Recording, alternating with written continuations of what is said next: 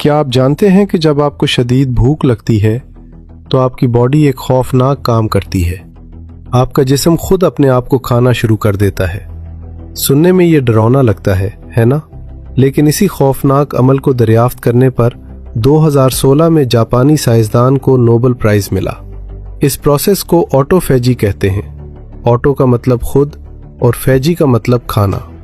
जब हम भूखे रहते हैं तो हमारे हेल्दी सेल्स जिस्म के अंदर मौजूद कैंसर ज़दा और बीमार सेल्स को खाकर सफाई कर देते हैं। ये बिल्कुल वैसा ही है जैसे आप अपनी गाड़ी की सर्विस करवाते हैं ताकि वो नई जैसी हो जाए।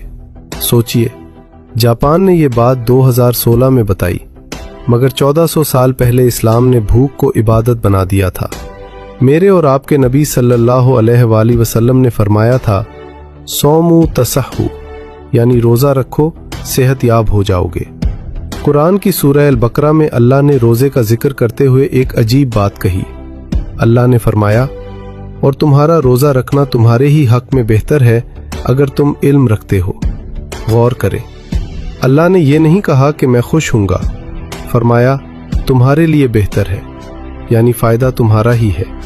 आज मेडिकल साइंस कहती है कि ऑटोफेजी का प्रोसेस तभी स्टार्ट होता है जब इंसान 12 से 16 घंटे भूखा रहे, और ये टाइमिंग बिल्कुल इस्लामी रोज़े के दौरानिये के बराबर है। क्या ये महज इत्तफाक है? ये सिर्फ सवाब का मामला नहीं, बल्कि कैंसर और बीमारियों से बचने का एक आसमानी डिटॉक्स प्रोग्राम है। जब आप रोज़े में होते हैं तो आपका जिस्म अपनी एनर्जी खाना हजम करने पर नहीं, बल्कि खुद को ठीक करने पर लगाता है।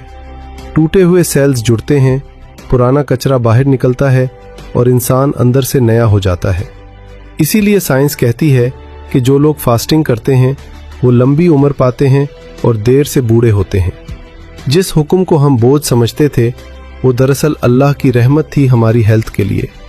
दुनिया दवाइयों में सेहत ढूंढ रही है, जबकि अल्लाह ने सेहत परहेज और फाके में है, बल्कि जिस्म की हिफाजत का भी मुकम्मल निज़ाम है। रोज़ा हमें सिर्फ सेहत नहीं देता, बल्कि हमें गरीब की भूख का एहसास भी दिलाता है।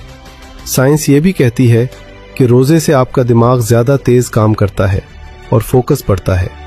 शायद यही वजह थी कि मुसलमानों ने अपनी सबसे बड़ी जंगें जैसे ग़ज़वा बदर रमज़ान के महीने में जीतें। ये अल्लाह का नुस्खा है जिसमें कोई साइड इफ़ेक्ट नहीं। आज से अपनी भूख को दुश्मन न समझें, बल्कि उसे अपना डॉक्टर समझें। मगरिब आज इंटरमिटेंट फास्टिंग के नाम पर उसे अपना रहा है, और हम मुसलमान 1400 साल से इस नेमत से माला माल हैं। इस बेहतरीन निज़ाम पर अपने रब का शुक्र अदा करें और कहें सुभान अल्लाह। अगर इस वीडियो ने आपके ईमान को ताज़ा किया है तो इसे सदका जारिया समझकर अपने दोस्तों और फैमिली के साथ शेयर करें।